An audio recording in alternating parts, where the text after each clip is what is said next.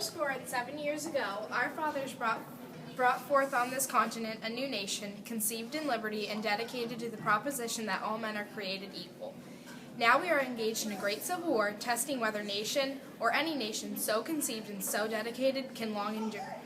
We are met on a great battlefield of that war. We have come to dedicate a portion of that field as a final resting place for those who here gave their lives that that nation might live. It is also altogether fitting and proper that we should do this. But in a larger sense, we cannot dedicate, we cannot consecrate, we cannot hallow this ground. The brave men, living and dead, who struggled here have consecrated it, far above our poor power to add or detract. The world will little know, nor long remember what we say here, but it can never forget what they did here. It is for us, the living rather, to be dedicated here to the unfinished work, which they, who fought here, have thus far so nobly advanced.